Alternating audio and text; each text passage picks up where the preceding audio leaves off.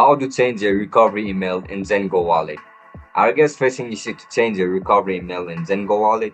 If that's so, then this video might help you out. Without further ado, let's dive into the video. Open your Zengo app and unlock it with your Face ID or PIN.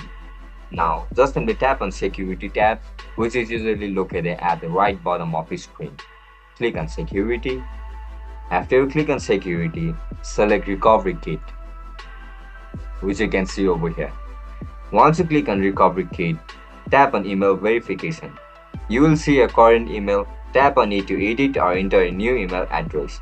After saving, Zengo sends a confirmation link to that new email. Open it and tap the link to verify. That updates your recovery email securely. To add or change a secondary email, just repeat that same steps under the same action for support. This ensures your wallet stays fully recoverable even if something's happened to your primary email. Don't forget, if you are not sure how to do any of these steps, check the other videos in this channel for full guidance. Bye bye.